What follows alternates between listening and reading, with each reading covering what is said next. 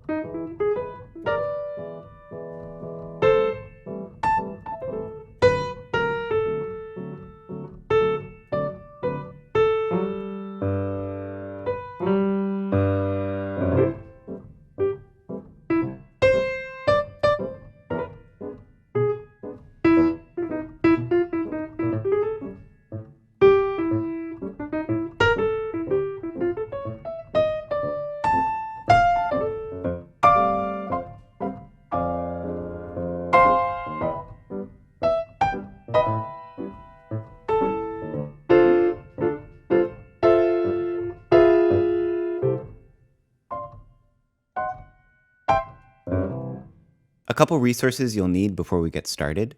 You'll need a good lead sheet for this song, and there's a good one in the 6th edition Real Book, so I'll leave a link for that. If you're new to learning jazz standards, like I was when I first learned this song, you should also get my free guide called How to Learn a Jazz Standard, because the process of learning a song is different when you're learning jazz compared to if you were learning a piece of classical music. For level 1, things are very straightforward. We're going to play one held out chord in our left hand, and you can start by just finding all these root position chords that you see on the lead sheet.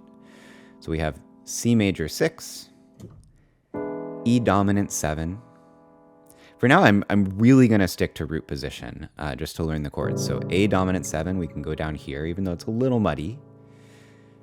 D minor 7, and so on from there. You're just looking for root position chords for all these chord symbols. With your right hand, you're playing the melody, and you can start with the notation that you see on the page, but it's always a good idea to listen to great reference recordings for the song. A song like this has been recorded by so many amazing jazz musicians over the years. My go-tos when I'm looking for good reference recordings are Ella Fitzgerald, Frank Sinatra, I love Oscar Peterson, and all 3 of those artists happen to have a great recording of this song.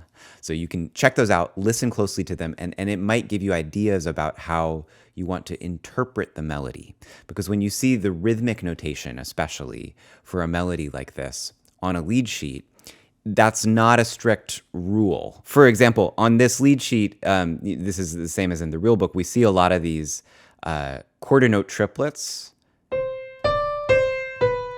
That can be a bit of a tricky rhythm to count and to play, and you don't have to be strict about it if it's too challenging for you. It's a good rhythm to practice and to try putting against left-hand quarter notes, which we'll get to in a bit. But in general, throughout this melody, you'll have noticed in my playthrough, I'm not being at all strict to the rhythms that you see on the page. I was improvising a fair amount with notes as well.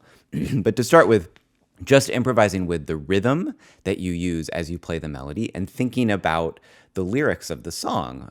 If you've listened to the song a lot with a vocal version, you can think, all of me, why not take all of me? You can think about those words. Can't you see, I'm no good without you? And often the phrasing of how you might speak the words aloud will help you to interpret the melody in a musical way. So that's really all you need for the first level, and that's what I did to start out. I was just getting familiar with all these chord symbols, as you might be, when a teacher first gave me this lead sheet. If you can find the root position chords in your left hand and you can play some version of the melody in your right hand, boom, you've got the song. This is a jazz standard that lends itself especially well to that arrangement approach. We're giving all of the harmony to the left hand, just playing melody in the right hand. And it's going to sound great. It's going to sound like the song. You can make things a little easier for yourself by looking for inversions with some of the chords in your left hand.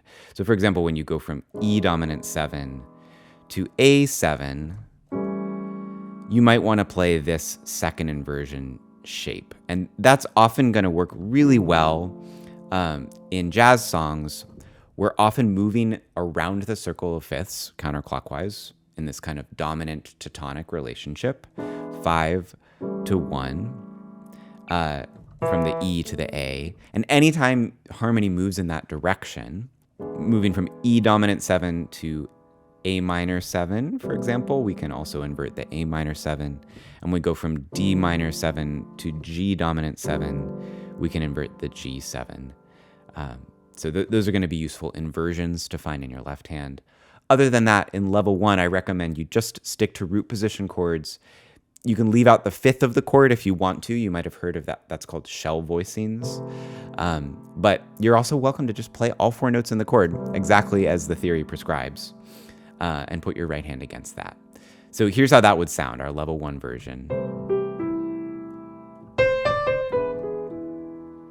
And I'm kind of taking it out of strict time right now.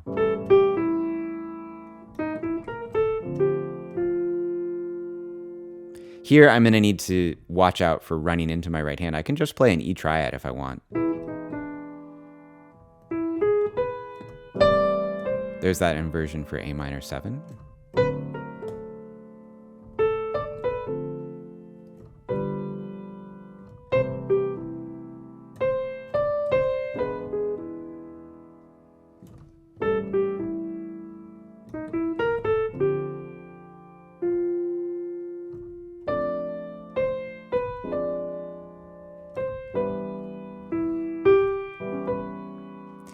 Now here, there's an A dominant 9 written onto the page. You can always simplify 9 chords to just be basic 7th chords.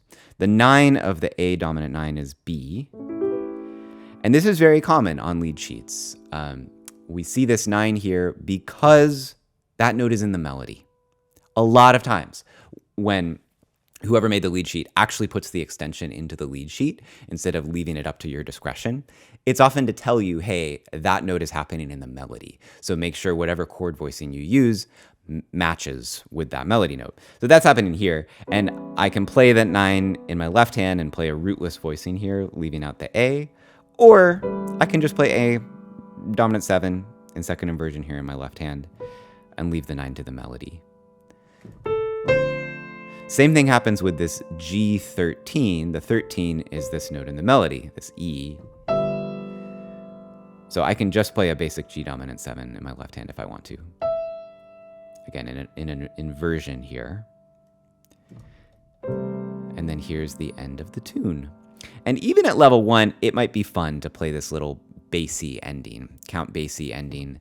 The classic way to do that is this shape. It's like a D minor 7 without the 5th. And then you move the bottom 2 voices up by half steps. If you want, you can also add an A. So you have 4 note chords here. And this is D minor 7, D sharp diminished 7, and then C major 6 in first inversion. Moving on to level 2. At this level, it's nice to introduce some rhythm in our left hand. I want you to start by just playing quarter notes on every beat in your left hand. You can use the same voicings that you used in level 1, and it's going to sound like this.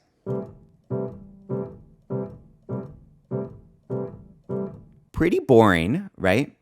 The fun comes when we add in our right hand, and our right hand is going to be playing around with not only quarter notes, but also a variety of rhythms. You can start by the same rhythms that come naturally to you, that you used to play the melody in the first level. And that's going to include the swung 8th note. So when we start to hear the swung 8th note, and 1, and 2, and 3, and 4, and 1, and 2, and 3, and 4, against that steady quarter note pulse, we start to get this really fun, exciting sound of swing music.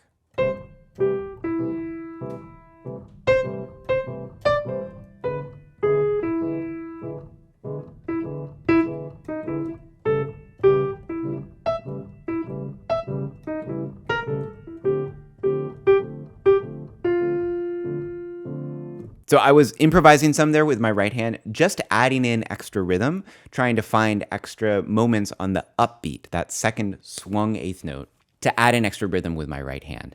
And you can start by practicing the coordination of this very simply, just going back and forth between an upbeat in your right hand and a chord in your left hand.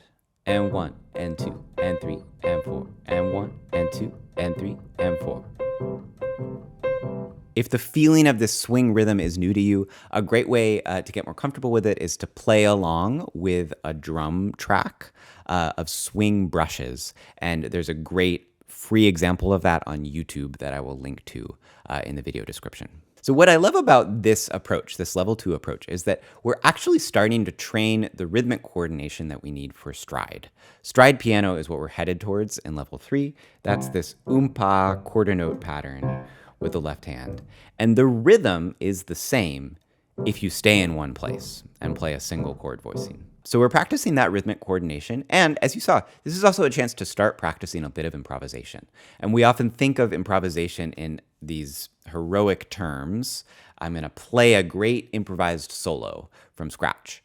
But the first place to start with improvisation is just trying a few things on the fly that you haven't premeditated, and they're coming directly out of the actual piece of music. So in this case, as you saw me improvising, I was just reusing notes in the melody, maybe sometimes doubling them an octave higher, a lot of times just repeating them. And that alone is enough to start filling in extra rhythm that you're imagining in your head and get practice with this feeling of improvisation. It's always going to feel a little bit like you're on the edge of your seat. So here's one through the whole form with this level 2 approach. 3, 4.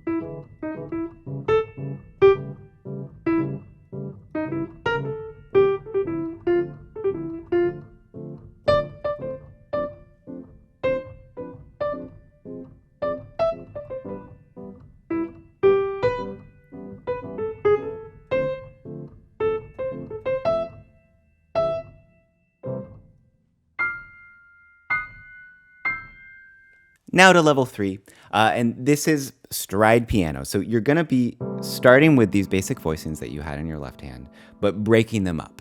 Now we play the root note nice and low on the piano. You're imagining the sound of an upright bassist. And that's what you're doing with your left hand, typically on beats 1 and 3. 1, 2, 3, 4, 1, 2, 3, 4, 1, 2, 3, 4. Every now and then you can throw in quarter notes. 1, 2, 3, 4, 1, 2, 3, 4, 1, 2, 3, 4, 1, 2, 3, 4, 1. And those extra notes that I'm playing beyond just the root of the chord are typically the fifth of the chord. Sometimes I'm using an approach note that might be like a half step below or a half step above the root note that I'm headed towards. And that's how you can start to construct these nice two-feel bass lines. That's what we call it, a two-feel or a two-beat, when the bass part is basically playing on the half note, beat 1 and beat 3. Then your chord part is going to fill in the remaining beats in the measure. We still want to hear a quarter note on every beat, but we're going to be grabbing that higher chord part that we were previously playing on every single beat. So, and at this point, it's nice to look for good inversions near to each other. You don't have to always stick with these root position shapes. And the rule of thumb is like just stay in a good register, right? I'm trying to stay in this nice meaty part of the piano that works well for supportive chord tones. And really it's a pretty defined range. It's honestly, it's like here. It's between this E and this E, maybe up to this G, maybe sometimes a little lower, but it's right in here is the register, the range of the instrument where you're going to get the best sounding supportive chord parts when you're playing stride. So that's what I'm looking for. I'm voicing the chords somewhere in there, and then I'm combining that with that oompa, with that two feel. Oompa, oompa, oompa, oompa. That's how we construct a stride left hand. Remember, this is level 3. This is the most difficult. This is maybe mostly aimed at you if you've already been playing piano a long time. And if you play classical music, there's a lot of classical music that relies on this kind of left-hand technique. So you might already be familiar with the feeling of navigating big leaps like this if you play Chopin. And this is very similar. The difference is now just that we have a swing feel and we're using some improvisation. So you can get to a really cool level 3 performance of this song just by doing that with your left hand and treating your right hand the same as we did before. The rhythmic approach is the same, that our right hand is filling in the swung 8th note.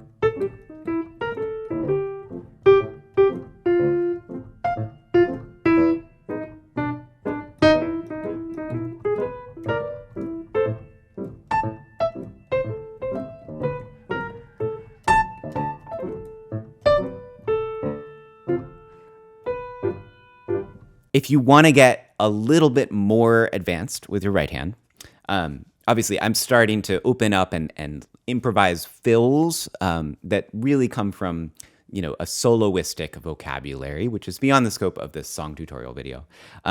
But you can also just use some arranging rules and come up with a really nice, fuller, bigger part in your right hand that's going to match this bigger left hand approach. And the places to start are octaves.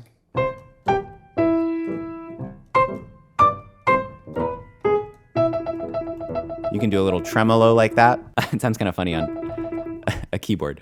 You can also start playing what amount to block chords in the right hand. And that would be taking the voices that belong to the chord and putting them in an inversion to have the melody note on top. So like that.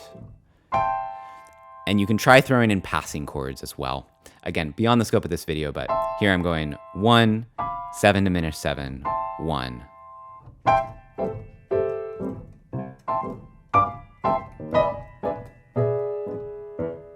So that's a fun approach too. That might be like bonus level, even more advanced to be playing all block chords in your right hand like that. And with that, as always, when you're interpreting a song like this for solo piano, even if your aim is not to be a great soloist, you aren't pursuing like learning how to solo with a rhythm section, and you just want to be able to play jazz standards like this piece really well alone at the piano, it still makes sense to approach it as an improviser. And keep in mind that improvisation is a big spectrum. Improvisation can mean that, yes, you're playing a solo. It can even mean that you're improvising free with no song form to start from. But sometimes improvisation is just picking between 3 options. So if you can learn all 3 of these levels, and maybe even just have the stride ready to go on like 8 bars of the music, you can construct a really musical arrangement of the piece because you can move between different kinds of momentum. And that's kind of what I demonstrated at the beginning, right? I started with the very simple approach, and then I added in the quarter note pulse. I added in the stride left hand, and you get this nice feeling of growing over time. You can mix and match. You could start with something bigger, then go to something really broken down in the last 8 bars. And if you're able to do all 3 approaches through the entire piece, that's where you can really start practicing the feeling of improvisation by just launching into the piece without having decided ahead of time which arrangement style is going to go where. And you can practice kind of toggling between them every 8 bars. That alone is enough to start giving you the feeling of improvisation, that feeling of not knowing what's going to happen until you decide in the moment where your ear is leading you to go. And that's it. I'm going to play us out with a little improvisation of my own on this song. This is kind of the first jazz tutorial video like this that I've done on my channel. And I'm curious if folks out there who already subscribe to the channel are interested in this style and this format. Please let me know in the comments. And if there are things that I know that I didn't explain everything that I did on camera. So if there are things I did that you want me to go into more detail on, do let me know in the comments. And if you have requests for standards you want me to cover, let me know that too. Regardless, remember to subscribe to my channel for more piano education. My name is Ted with Piano Fluency, and here's a little improvised solo on All of Me.